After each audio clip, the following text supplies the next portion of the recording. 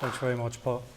Good evening, folks, and thanks very much for coming to hear this story about the Belfast boys and the Yangtze Incident. You're all very welcome to Lisburn Linen Museum. As Paul said, my name's Andy Bannister. This is my good friend Raymond McCullough, and both our dads were crew members on board HMS Amethyst during the Yangtze Incident. I'm sure you've seen the fantastic model here. That was actually built by Raymond. Brilliant. 2 years painstaking work, and it's absolutely perfect. And a great centrepiece for our talk. So the format of tonight, we're going to show you a video. If you bear with us, it was taken from a VHS. If you all remember what VHS is. It was taken from that. And it's just to give you an idea of the time in history and set the scene. Just a short video clip. And then we'll alternate between the two of us telling the story. And at the end, we'll take your questions. But before we show the video, I'm going to hand over to Raymond to say a few words. Okay. Thanks very much, Andrew. Just first of all, I'd like to thank James and Kieran and Paul and Connell for having us here tonight.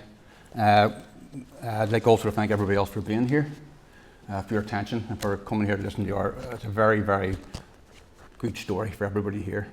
It's been a long time for me and Andrew together, researching and looking for documentation, and the Irish Linen Society and people of that stature to welcome our story and to allow us to come here to tell everybody here.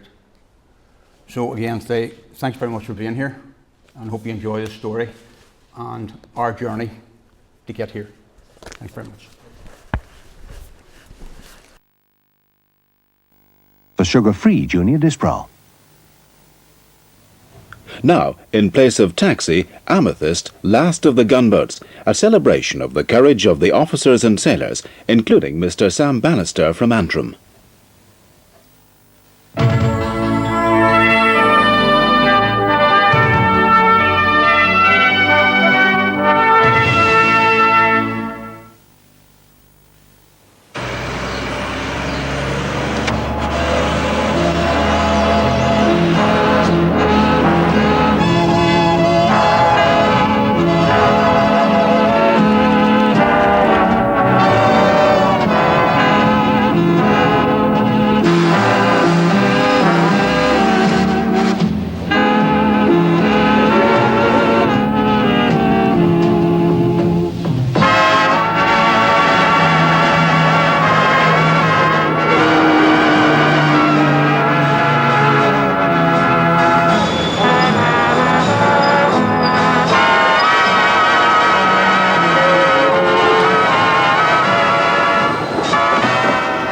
Years ago, these men became national heroes. They'd managed to survive Britain's last exercise in gunboat diplomacy, a misadventure in an oriental river that was called the Yangtze Incident. 4 decades on, this was their reunion, and this is their story. Gonna take a sentimental journey, gonna set my heart at ease, gonna make a sentimental journey to renew old memories.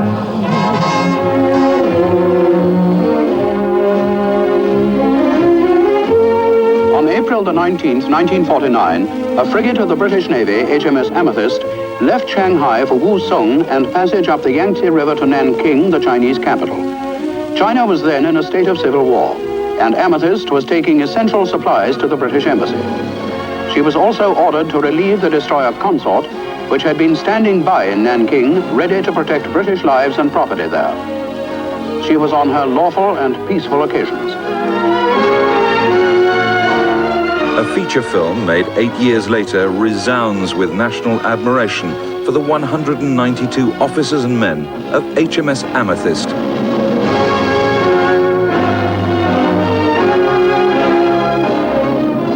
But it only told half the tale.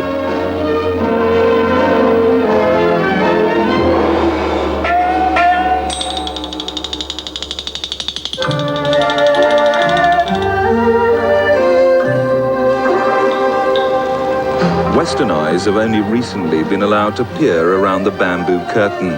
China is now a power to be reckoned with, industrialized by her communist rulers, equipped with a nuclear arsenal. Just 4 decades ago, Britain still seemed to regard her as little more than a colonial outpost.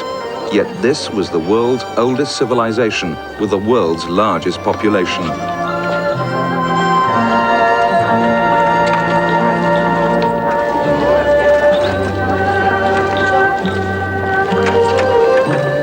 It was true that by the end of the Second World War, that civilization was staggering under a succession of blows. Royal dynasties which had governed for 3,500 years were toppled in the Revolution of 1912. The republic that took over had to fight off a Japanese invasion, cope with endemic poverty, and battle against communist and nationalist insurrections. HMS Amethyst arrived to protect British interests in 1949, at the height of a civil war. The Chinese seem to be a little bit worried. An awful lot of them, they're running around clinking silver dollars, trying to sell things to get money, you know, because they were suffering from tremendous inflation. It was just impossible, you know, it really was. If you wanted a good run ashore there, you took a suitcase full of moats with you just to get a half a pint of beer and an egg and chips type of thing.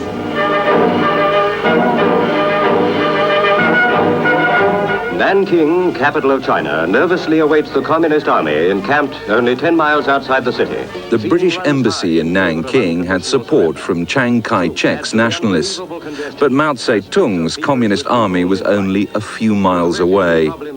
Amethyst's task was to protect the embassy staff and, if necessary, to evacuate them.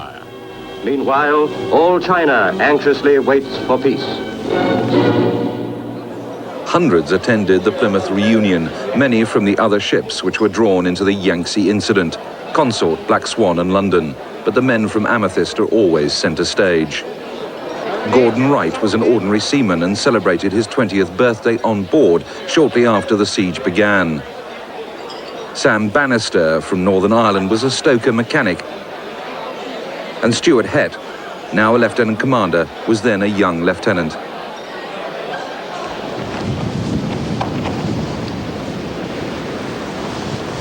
Wally Warwick from Plymouth decided not to attend the reunion. He was a chief petty officer at the time, expecting another routine mission. We'd been up before and it was nice, the weather was very pleasant, you know.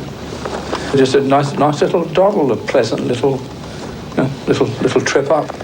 We had a pretty rough do getting up to Shanghai. I know we had a bit of a blow then, but it was a river trip, really speaking. That's about it. But one didn't think very much about it. A week before, the Black Swan was up the river and she was fired on by small arms. And the captain says, now, if you're to do any sunbathing up in the upper deck, do it on the port side. But it was only small arms stuff, like, you know, rifle shots was fired at the Black Swan. So we were naturally all wearing our shorts and everything, sunbathing, you know. Personally, I didn't realise the situation was as serious as it obviously was. I hadn't seen any particular signals that had warned of the situation. I imagine that the whole matter was slightly sensitive, and I'm not now certain what the captain and the executive officer, the first lieutenant, may have known. I certainly wasn't aware that we were going into a particularly dangerous area. I realised there was war going on, but I didn't think that we would be part of it. We knew that they was going to cross the river, but we didn't know when and where.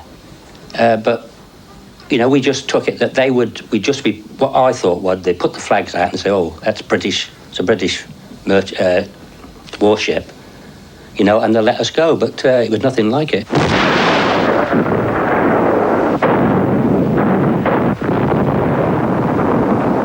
In the spring of 1949, after 22 years, the Civil War reached its climax. Communists were poised to sweep south across China. Mao massed his forces in their thousands along the north bank of the Yangtze River, which now became the war's front line. A final offensive was imminent. On April the 20th, at 8 a.m., Amethyst slipped anchor. Many of the crew were in their teens. Neither they nor their officers saw any reason to be apprehensive.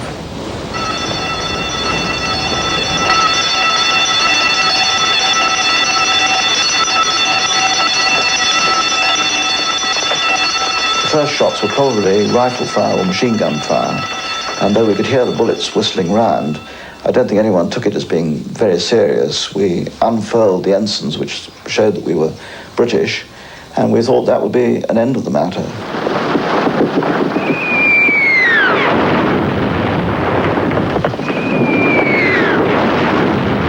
Next thing we knew, bang, it was in. It was like hammer blows hitting. And then it all started. And what happened, it was rather traumatic, actually, as far as I was concerned.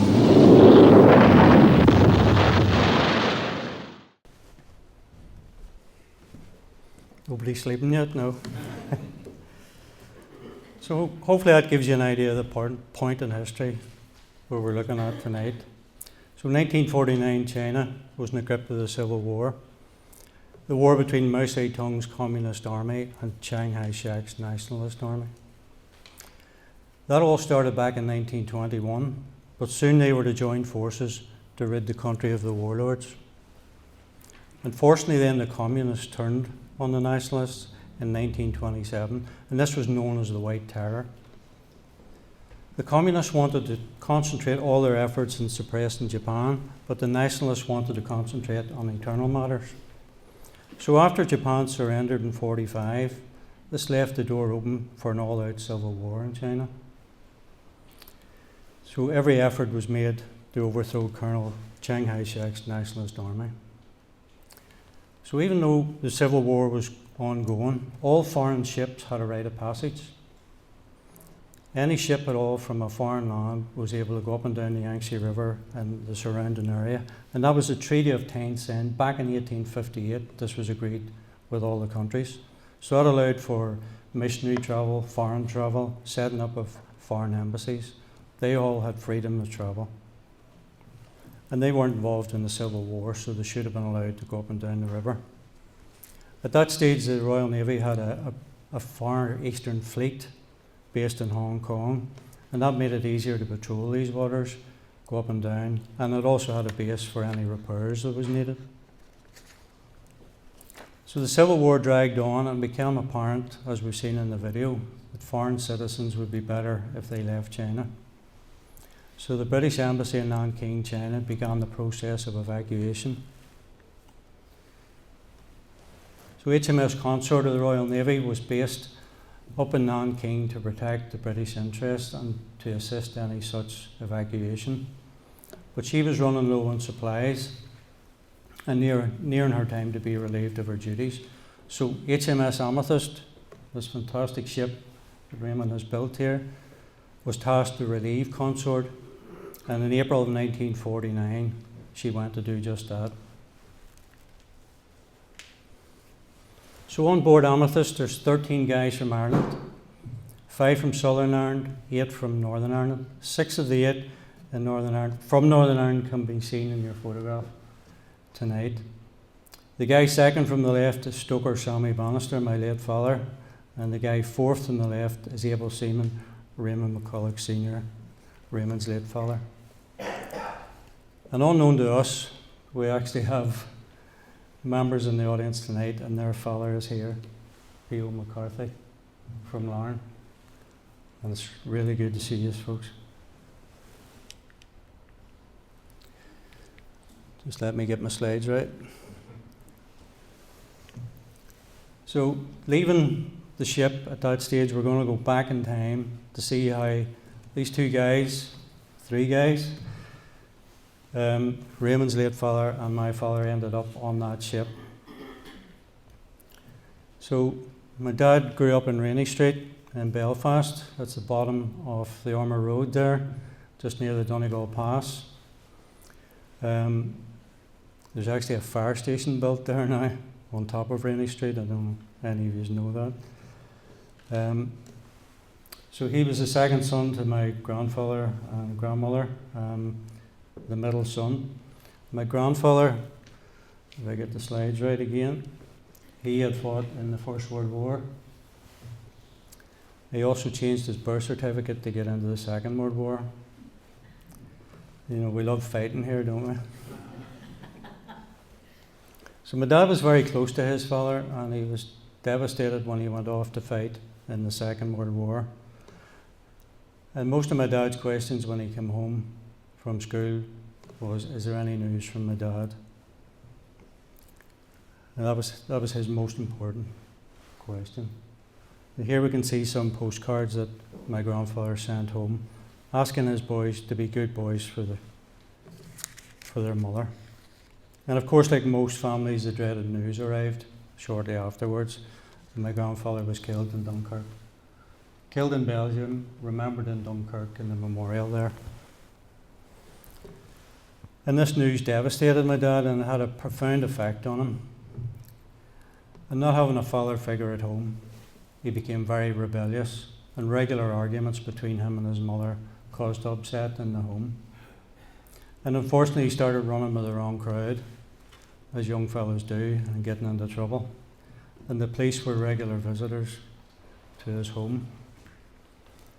But this came to a head one time when they were being chased by the police through the back streets of Belfast, and they were trying to escape over the walls in the backyards. And many people know that they hung the tin baths on the backyard. But one of his friends actually fell into the yard, and the bath had been missing that day, and he fell on the nail and impaled himself. Broke his neck and died at the scene. And this was a real turning point for my dad. So, tried to straighten himself out. He got a job in a local printing firm, but that just wasn't enough from him. He was still hurt about losing his father, still angry, knew that he needed to straighten his life out. So in 1947, when he was just 19, he saw an advertisement to join the Royal Navy, and he did. As I say, he wanted to straighten his life out, but according to his mother, who in many newspaper articles we've read over the years, he really wanted to avenge his father's killing. And that's why he joined the Navy. But I'm sure you've heard enough of me at the minute, so I'm going to hand over to Raymond and let Raymond tell you how his father ended up on HMS Amethyst.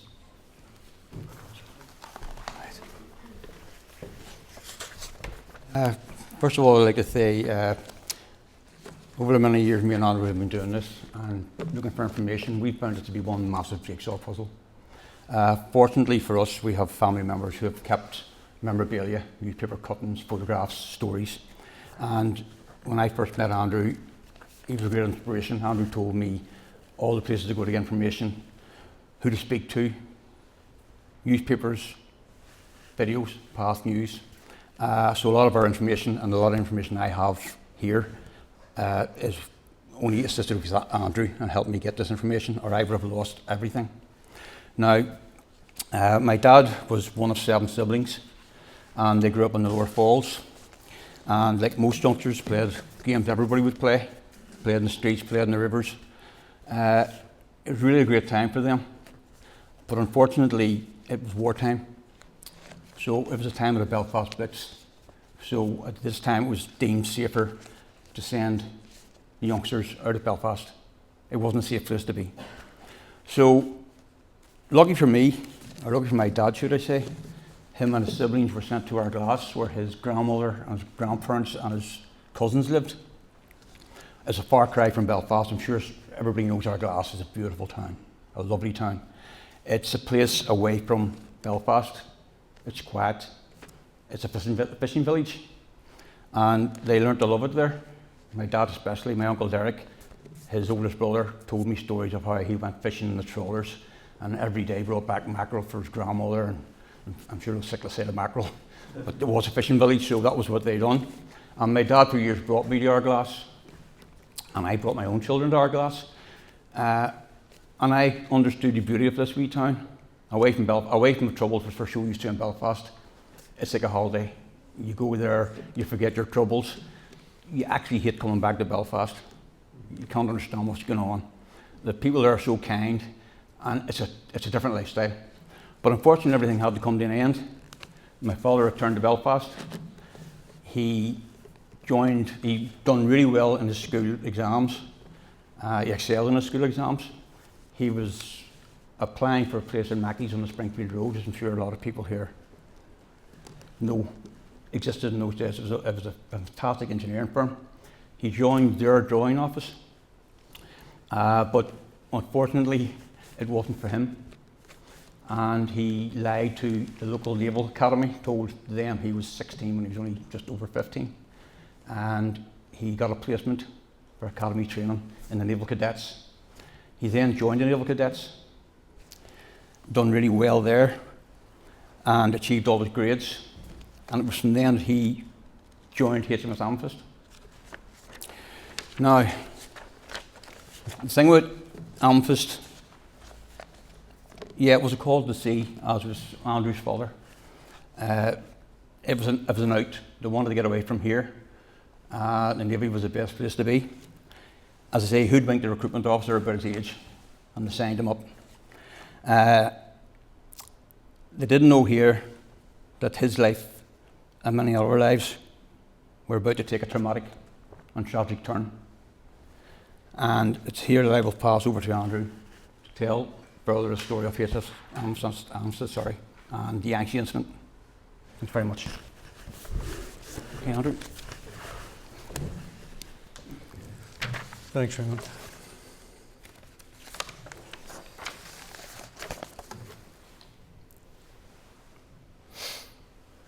So here we are back to the Yangtze River. Get the slides right. So on board Amethyst, 180 men, 1 cat and 1 dog. So they're making their way up the Yangtze River. The cat and dog is Peggy and Simon, but I'm sure everybody knows about the cat. Hardly anybody mentions the poor dog. So they have to make fast one night, and if anybody doesn't know what that means, they have to weigh anchor because of the fog, and then they move off the next morning. So a wee bit about the Yangtze River. It's the longest river in China, and indeed Asia. It runs from its source in Tibet, and it stretches over 3,900 miles to the East China Sea. And it's always been the most important river in China, with 1/3 of the population of China living on its banks. It's the main export-import route, and the locals call it Changjiang Long River, and they also call it Dajiang Great River. So, as you've seen in the video, to start making their way up, they're aware of some small arms fire, which have happened to some of the other ships, but they're not really that worried. They're not there to take part in the Civil War. They have other duties to do, so they're unconcerned. But the small arms fire comes, and it starts to get heavier and heavier on the attack on Amethyst. So as we've seen in the video, they unfurl the Union Jacks, both sides, port and starboard of the ship, to further identify themselves as being British warship, nothing to do with what's going on. But they reach a stage where the attack is so bad that they have to return some fire. So they do this, they return fire.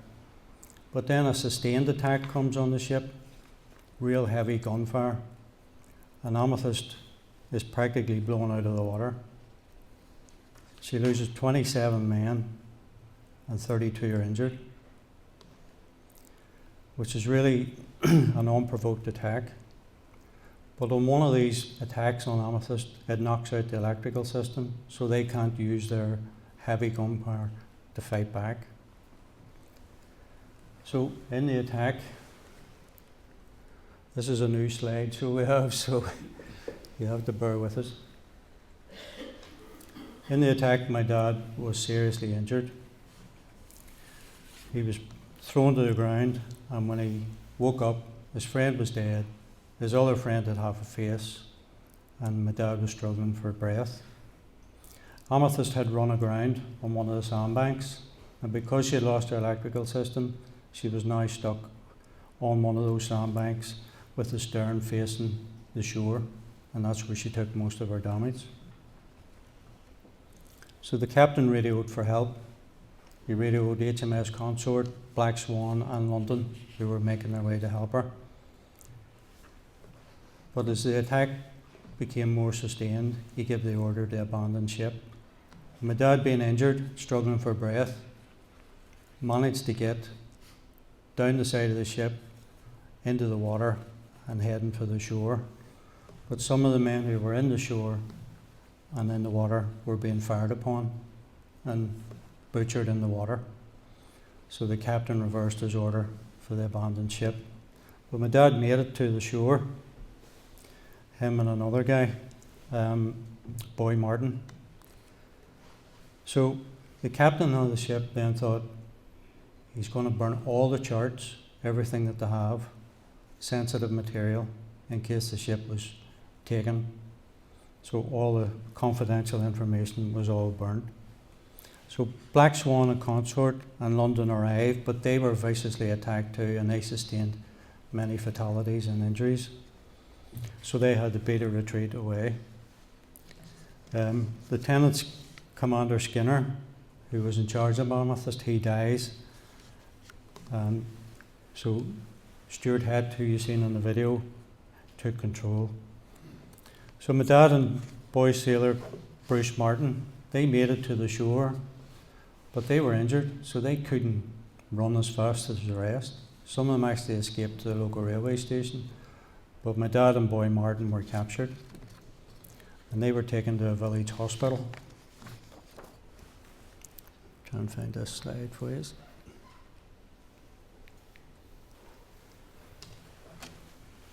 So these two were taken to the village hospital. My dad was still struggling for breath. The shrapnel had embedded itself in his chest and his lungs, so he was really in a bad way.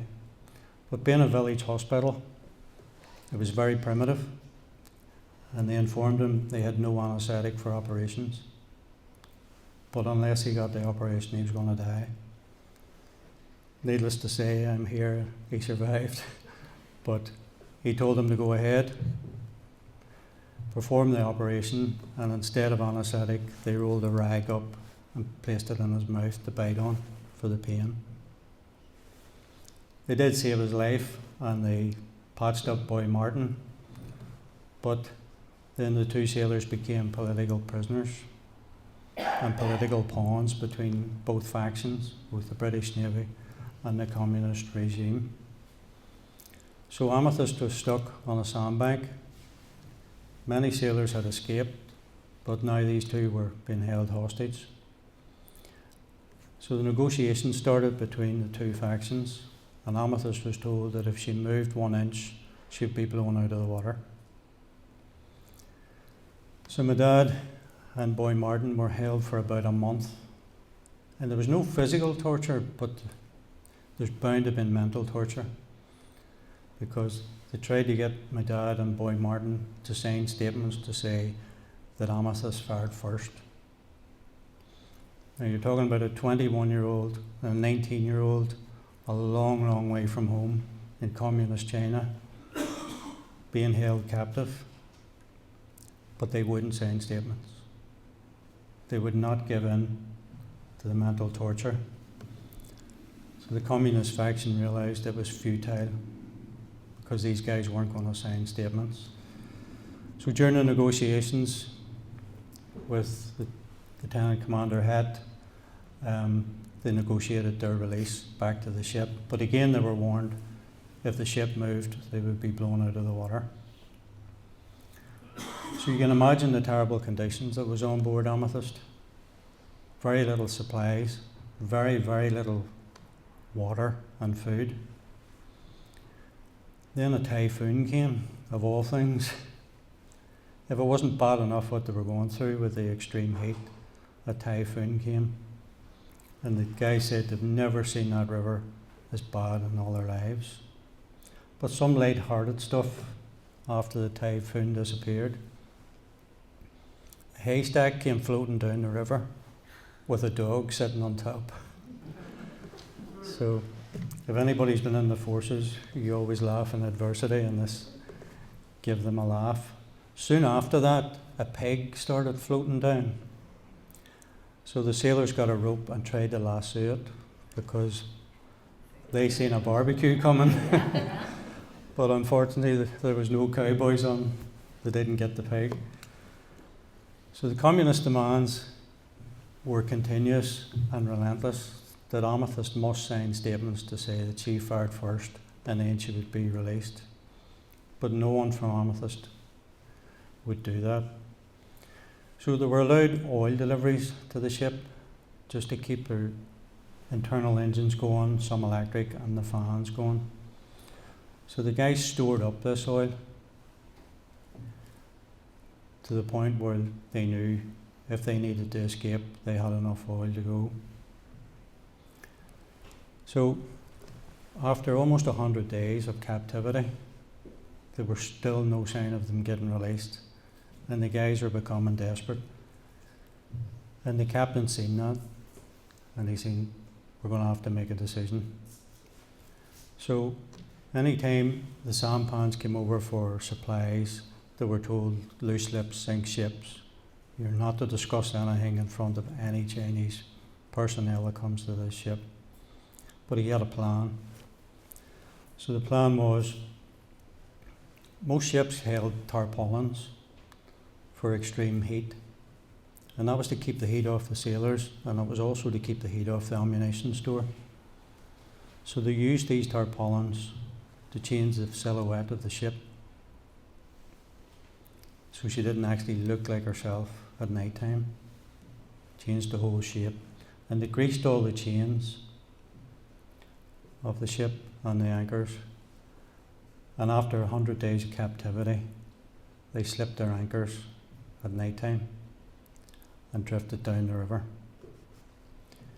But what saved Amethyst that night was a Chinese passenger liner was coming in the opposite direction. And as they passed each other, the communists thought that this Chinese passenger liner was Amethyst moving, and they attacked it, and Amethyst slipped away. And it was one of the greatest escapes the Royal Navy has ever been involved in. So the very famous Signal have rejoined the fleet. At the mouth of the river, HMS Concord, not to be mistaken with Consort, was waiting on her, and then HMS Jamaica, and they escorted Amethyst back to Hong Kong for a refit.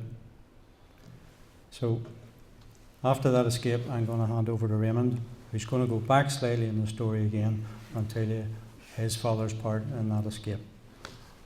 Thanks.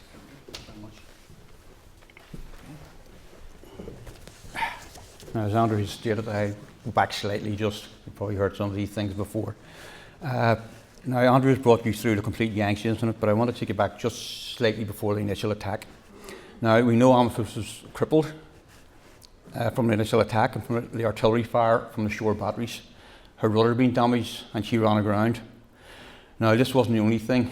During the initial attack, her medical staff had been killed, her captain was dead, a lot of the general officers were dead, so they had no organisation at the present time. They were only young men. This was their first trip, the first baptism of fire, as you might call it. And there were so many wounded on board ship that the able-bodied men had to make their way into the water, and that was the order given: make your way to Rose Island. It was safer. But unfortunately, while they were in the water, with only one boat, because the other boats on board had been blown to pieces, they were being picked off by communist sniper fire and artillery fire. It was this time that my father and confusion was to cause a lot of stress back home in Belfast. It was assumed my dad had evacuated to Rose Island with all those who were wounded, as the orders given, but he had actually stayed on board to tend to those who were seriously injured and who couldn't be moved. This resulted in a telegram being sent home to my grandmother and the family, telling her that my father was indeed missing, presumed dead, had evacuated to Rose Island but had not been on the survivors list. He had gone to abandoned ship, and it was taken note of that he had gone overboard, gone to Rose Island. But as the sailors were being shot in the water, they were ordered not to be going overboard. The order was retracted, and my dad stayed on board. He helped wounded, assisted with medical aid. done what they could to keep the ship from sinking anymore, breached the holds, fixed communications so they could talk to each other, because as Andrew stated, all the guns, the major guns were now out of order, or out of action, sorry. And the ship was in such a position that she couldn't bear her guns that were in action onto the artillery on the shore. Thankfully, a second telegram was received by my grandmother, and we know in those days it was only by telegram. There was no internet, no telephones as such. So they received a telegram, which was great news to the family, explaining my dad was safe and well in good spirits, that he had remained on ship throughout the 100 days of capture. They were now without food. There was a shortage of water, and never-ending threat of not seeing their families again in Belfast. The situation was that dire. I will now hand you again to Andrew, and he will continue with the story of the Amethyst. Thank you very much.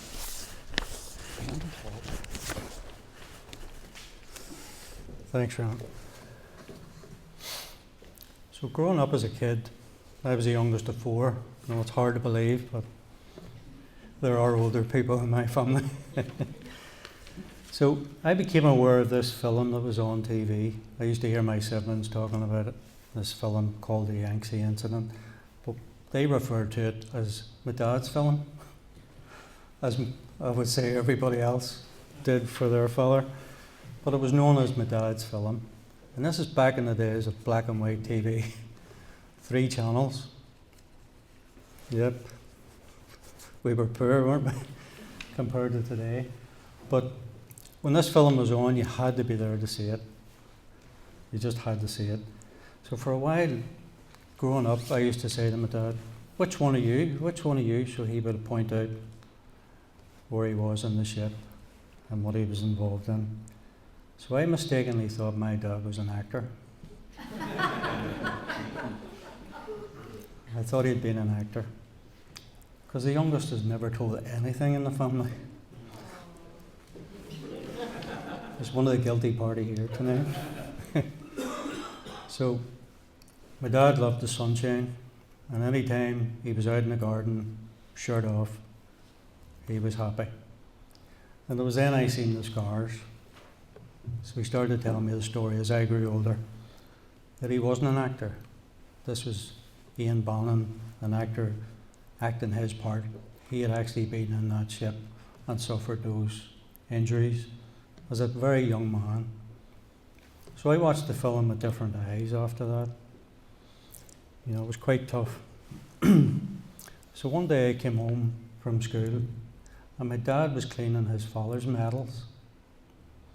And believe it or not, he was using HP saws.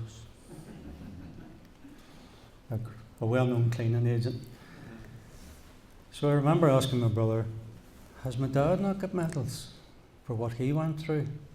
And I was told to be quiet. But that wasn't anything unnormal for the youngest to be told to be quiet. But later on, my brother told me what had happened. So my dad stayed on Amethyst. He'd just getting over the Yangtze Incident and the Korean War broke out. So off he went again with Amethyst and fought in the Korean War, out of the frying pan into the fire. Survived the Korean War and had a triplet of medals that we see here tonight. By the way, they're replicas of anybody has a big kit bag. So we had these 3 medals. But during the early days of the marriage, like most people, we've all had hard times. And to keep the wolves from the door, my dad sold his medals. He didn't see himself as a hero. None of them did. They just done their duty.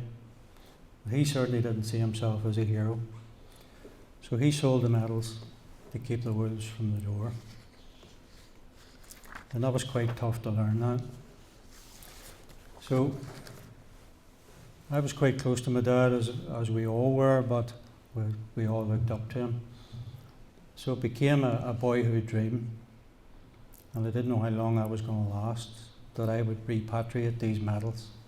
Someday the medals would be back in our family, and I would do that for my dad. Unfortunately, he passed away in '96. It was a sad day for us all, very tough. But it didn't stop me dreaming, didn't stop me searching. So anytime I was in an antique shop in the UK, anywhere at all, I went in and asked a question, but I was met with the same answer. You never get them. You will never get those medals back. One of the most sought after Royal Navy medals, and you'll never get them back.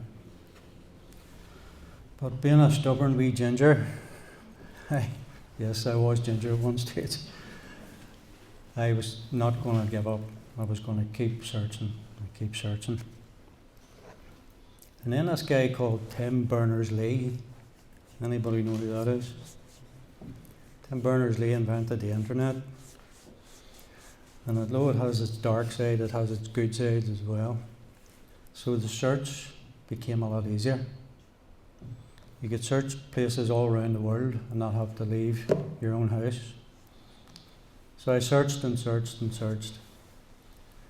And a Sunday evening, that was my time to relax before I went back to work on a Monday morning. And out the laptop came, and I kept searching.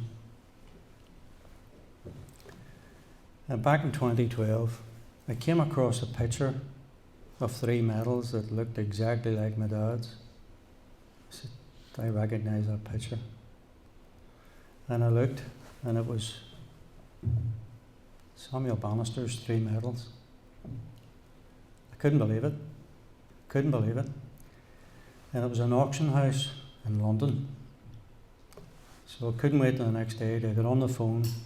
I got speaking to a chap, and he said, yes, that's your dad's medals.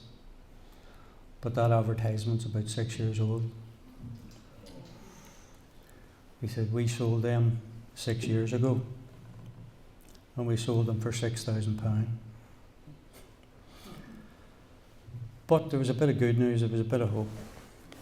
He said, I actually know the guy who bought those medals. He's a collector. And ironically, he lives in the Far East. He said, I can make contact with him, but it takes months to get any word back from him. And I said, well, I've waited a lifetime. So he agreed that he would be intermediary. He would speak to this chap and see would he agree to sell me the medals back to the family. And I have to admit, I was quite naive then. Looking back now, I was just so full of hope that I was going to get these medals back to the family. I didn't see what was coming. So a few months later, yep, the telephone rang. Some good news for you. He's going to sell you the medals back, but he wants 10,500. What are you going to do?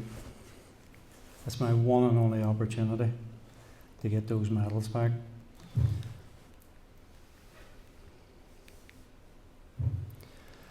So I agreed to the sale. Hadn't two to eat or rub together, but I agreed to the sale.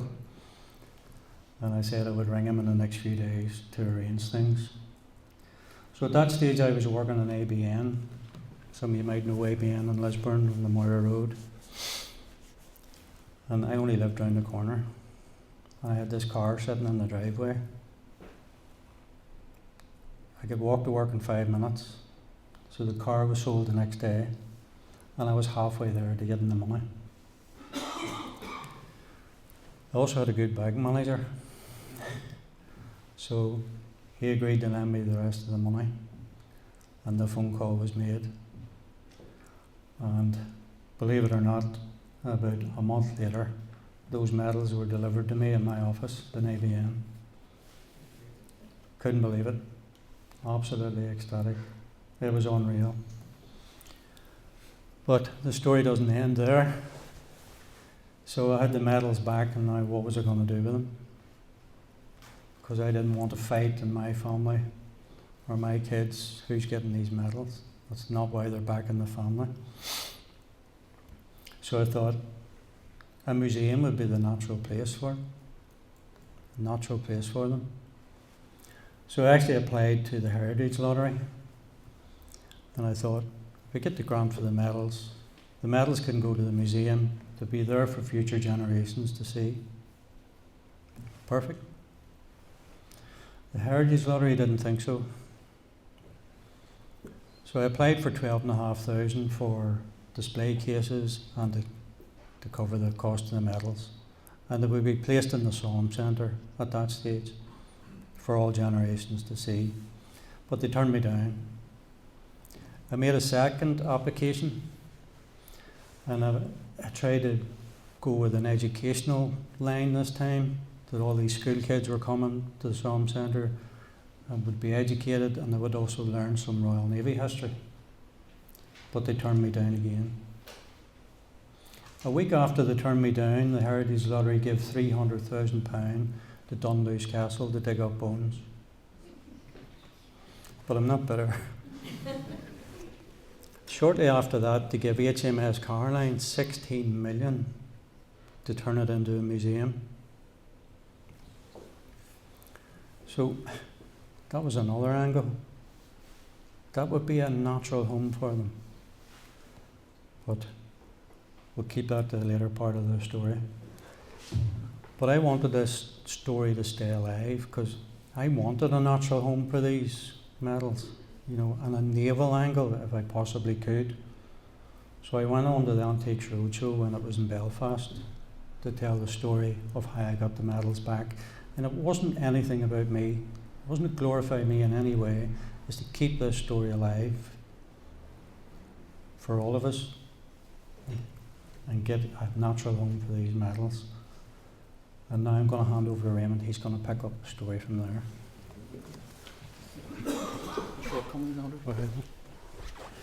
Okay.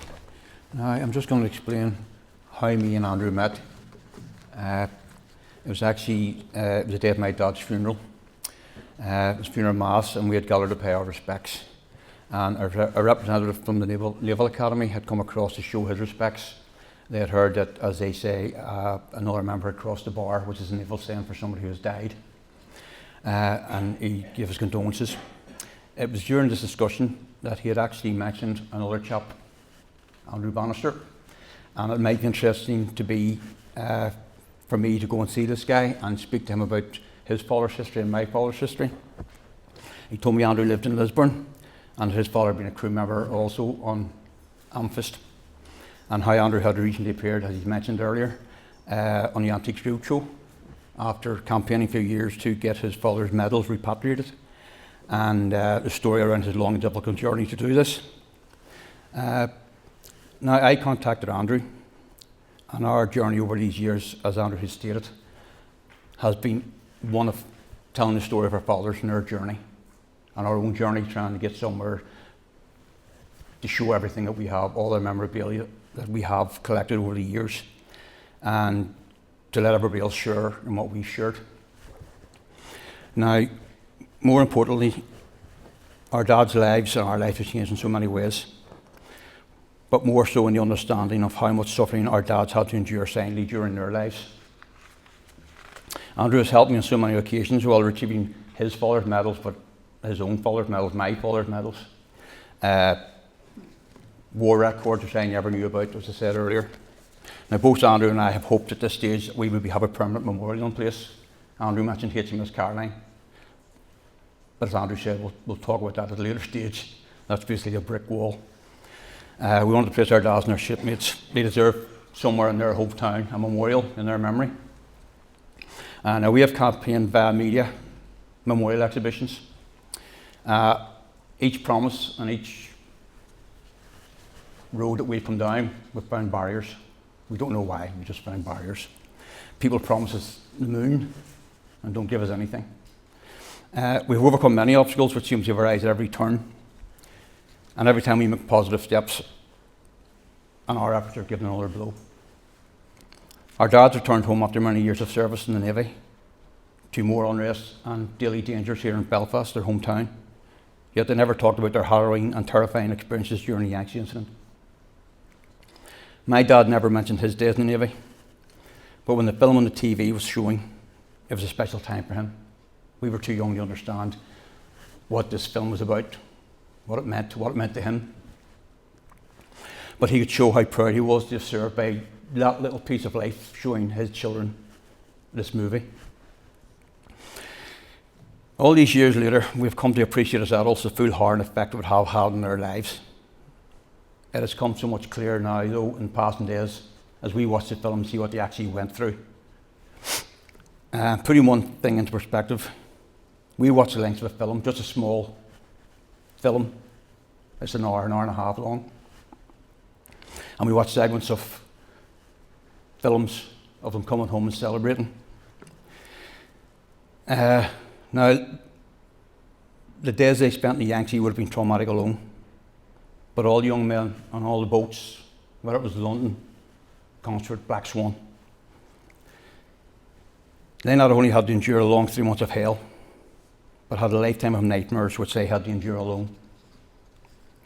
It's for this reason we believe it is their right to have a lasting memorial placed in their memory, so their story will continue to be told, not only by this generation, but for so many generations to come. My dad couldn't tell his story, as doing so would endanger his family, his own family.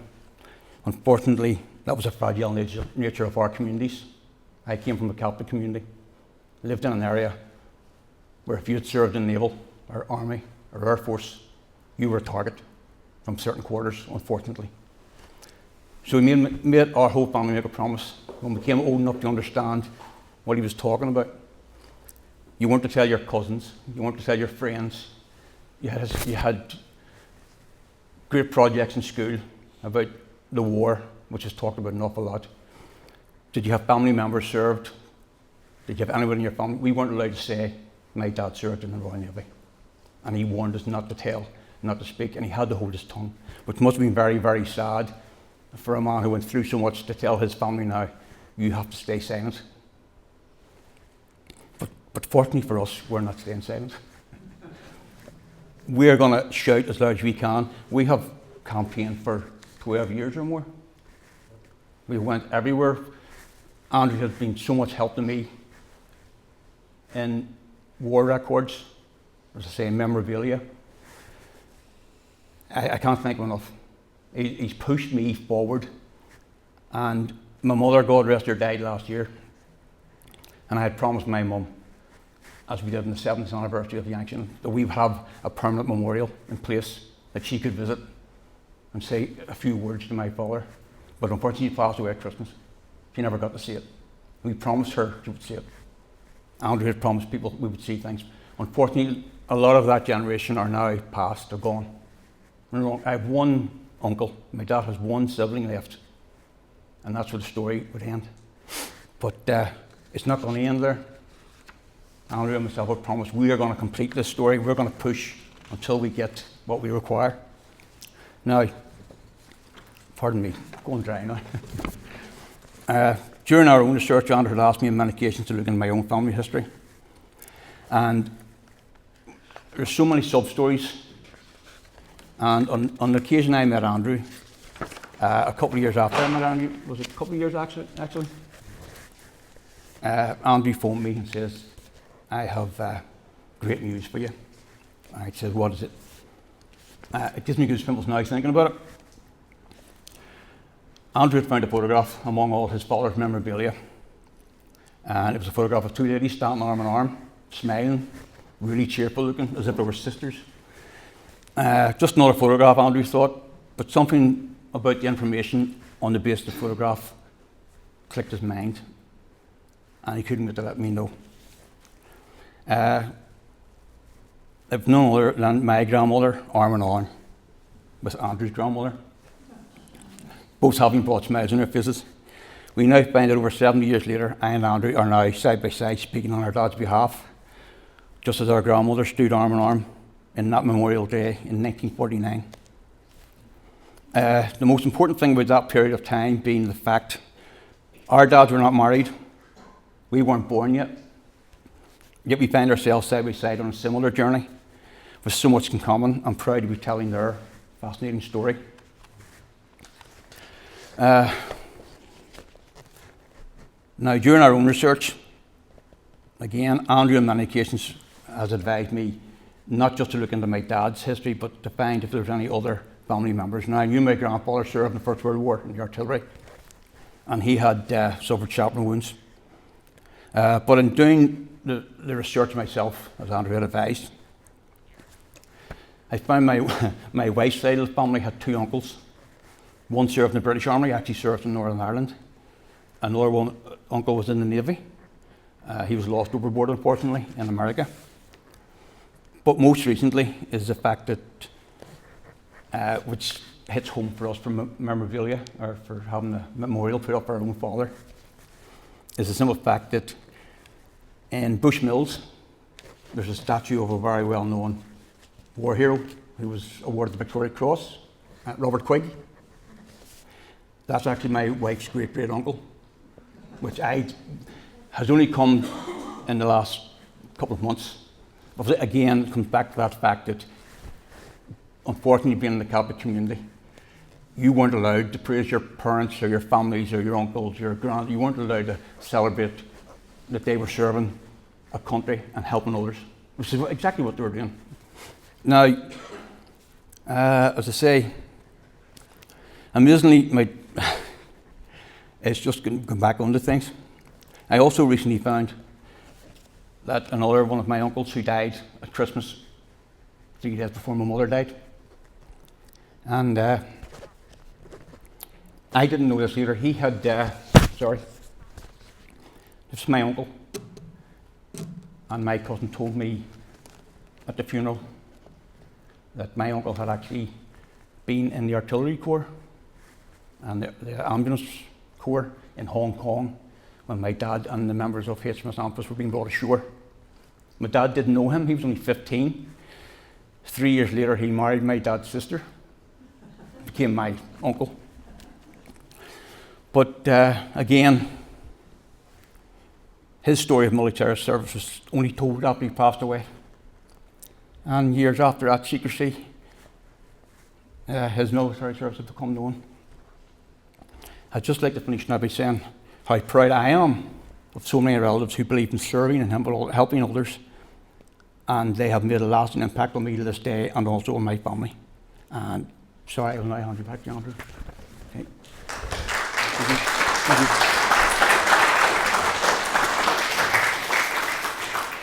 Thanks, Raymond. You can see the passion instilled in both of us that we need to get this permanent memorial, and that's why we're harping on so much, and our fight continues.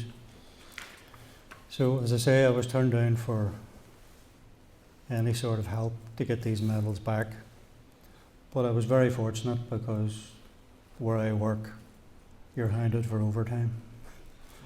So, over the course of 6 years, I worked 160 hours overtime, and the medals are paid for, and they're in the family, and that's the main thing. But we wanted a permanent home, so we started reaching out. I have a file there of the people that I have written to, the people that I have visited, who all love the story. People in power. Prince Charles, that shows you how long ago I've been writing to people. He was Prince Charles at the time. Yes, I got a reply back. Great story, sorry, there's nothing we can do. You know, there's a thing I picked up in the video there myself, which I hadn't noticed before at the very start. There was a feeling of national admiration for these men. It's not very visible today. And we all stand on Remembrance Sunday and say, we will remember them. But these politicians need to start helping us to remember them. So we came across a lot of red tape. You know, people promised us the earth and won't help us. And we actually had to embarrass some of the old staff at HMS Caroline into helping us, which they did. They let us have a display for about an hour one day. All right, Raymond? Very short hour, actually. But as Raymond says, you know, our dads served together, and I found photographs of our dads together. And then I came across the photograph of these two women, which had been in our family album since I had ginger hair. which is a long time ago. But I never met my grandmother. I obviously didn't know who the other woman was, but I'm flicking through, I noticed the names, and I really couldn't believe it. Couldn't believe it. And we both still remember the phone call that day. So we both used to joke with each other, you could write a book about this. Well, there is one here. And we're not here to tout the book, but the book was written for our grandchildren so that they had an historical record of what happened to their great and great grandfathers. You know, and it also keeps the story alive. So we went back to HMS Caroline and we give them a carrot on a stick. So we want to launch this book and we want HMS Caroline to be the base where we launch this book. So they agreed, and they did. They came up trumps and they seen how passionate we were, and we had the book launched down there. Some of you might have seen it on television. So that's where our passion lies. We need a permanent memorial. You know, one of the first things I found out about how ghetto mentality this country is. I joined the Navy shortly after leaving school. I passed out of Raleigh, went on to do specialist training, had a wee bit more free time on a shore establishment. And this guy woke me up one Sunday morning. He says, Andy, you going to church? I said, yeah. He says, well, I'm going to chapel. I'll see you afterwards for a pint. And he gave me a pull. And I looked at him as he went out the room. Because coming from this country, that would never have happened. And I just thought, that's the way it should be. That's the way it should be. And when you're in the forces, you soon realise that it doesn't matter what background these people have. You're now a unit, a team. You know, when you take us out of this country, we can get on the best. But Raymond and I, we're not getting any younger. We've both got health issues. And it's our goal to get this permanent memorial somewhere in this country. The DUP has promised me a memorial stone and a storyboard, and we've even offered to finance it. But when I got in touch with them and told them that we were appearing here tonight, had they any positive news on this memorial that I could tell the people, I'm still waiting on a reply. And it's not good enough. It's not good enough. You know, you really do have to embarrass some of these people to get them to work for you. And that's where we are. We're going to keep campaigning till we get this permanent memorial, because these guys came from both sides of the community, went away and fought together. They weren't going out there to fight, but when the fight came to them, they fought the fight, and we want to remember them. So, lastly, I'm going to finish. Everybody loves them two words. And lastly, before I open the floor to your questions, I just want to say that a lot of people don't get to meet their heroes, but me and Raymond were brought up by ours.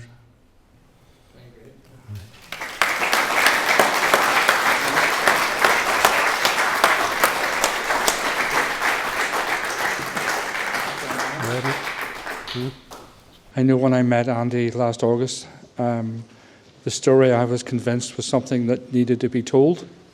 And many of you will have been here before and have listened to our talks over the years. And usually, in most cases, it's academics who have spent a lifetime researching a topic and clearly understand their subject. These are two gentlemen with passion who have taught themselves how to research and how to work and pull this all together, and it is a credit to them. As a museum professional, I am very saddened that there doesn't appear to be an avenue for permanent display to tell this wonderful story. If you look around this room, we have all the linen barons, and we have Sir George Rawdon, who was central to the creation of Lisburn. But it's the stories of ordinary people and our staff who are taking tours. It's the stories that they hear about people working in mills, the accidents that they have, how they lived, that enhance our stories. And stories like this have to be retained. When I met Andy, it was through Alderman Tinsley, and it was to see if we could support a blue plaque being installed in Lisburn. And unfortunately, the criteria for that means that we can't support that. You have to have either lived in Lisburn, gone to school in Lisburn, or worked in Lisburn to have a plaque, and it has to be on one of those three places. But I genuinely believe, I'm not sure where your father worked, but Harlan and Wolff, Andy's father worked there, and I really believe that we should be approaching Harlan and Wolff and saying, surely on one of those walls, on one of those cranes, there can be a blue plaque, not just for these two gentlemen, but for all of those crew of HMS Amethyst. I think I'm so delighted that we have had this display as well, because these artifacts and objects from the family tell the story. The 2 years in creating that model, just to let people see what that was like. I was talking to Andy earlier, and I was saying that my uncle lived in Sheffield, and I remember the start of the Falklands War, and he sent me a photograph of HMS Sheffield that was sunk by the Exocet. Nothing to do with me at all, but that has resonated from then. And these gentlemen have been working for this all their lives to try and get a permanent, and I feel so sorry, my heart goes out to you. I will help you in whatever way I can personally to support, whether it's a blue plaque or whatever, but it's a hugely challenging thing, so it is. Can I ask if people any questions that they want to ask Andy or Raymond?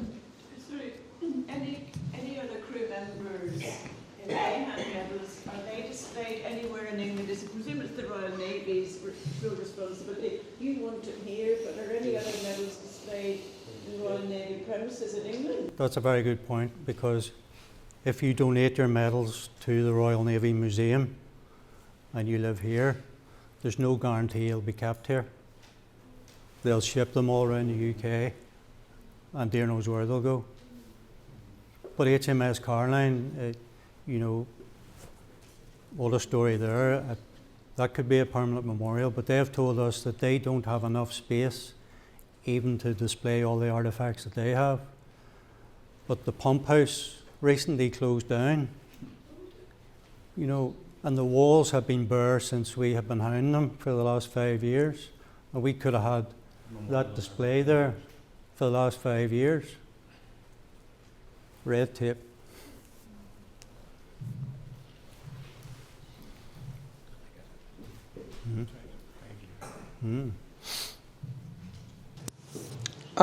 Well done to the two gentlemen, absolutely fantastic. I thought I knew something until I heard just tonight about it. I just wondered, did any of your fathers ever return again to China or Japan, even on a visit, just to replace that? Sometimes it can be very hard, but sometimes people find solace in that. Just wonder, or did they ever desire to go back? I'm not sure I've ever had a desire for my own father. Sorry, Raymond. He did travel to Australia, stopping in Kuala Lumpur on a stopover on the way, but he never expressed any desire. Nor did he ever display any hatred or ill will on the Chinese generation, but he just never expressed that, I don't want a sob story here or make it sound like a sob story, but travel back in the day wasn't very accessible. It is now. The world's a smaller place and much more affordable. But he never expressed any desire to go back. No.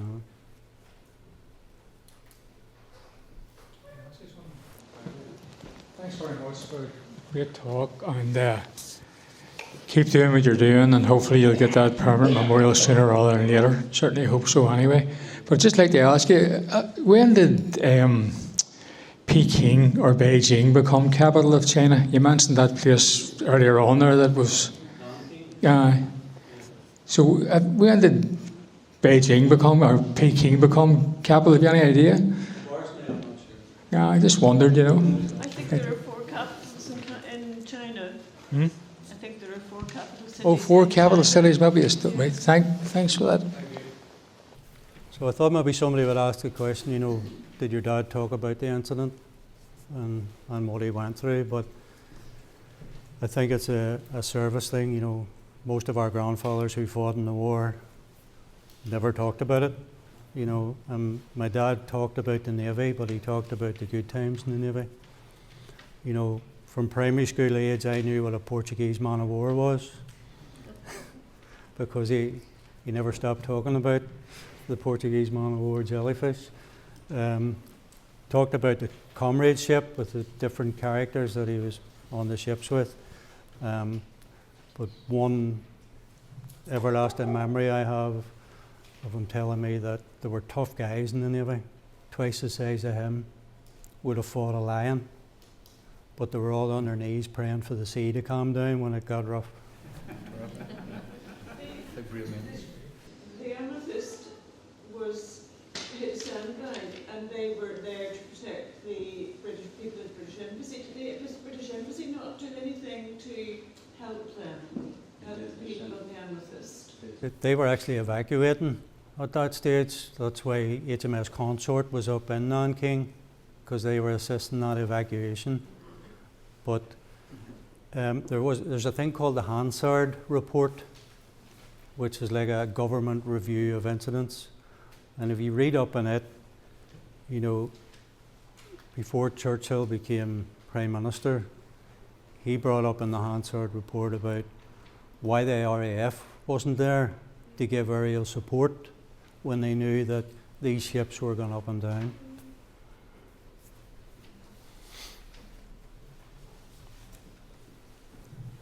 Ladies and gentlemen, can I ask you once again to put your hands together for Andy and Raymond, please? Thank you.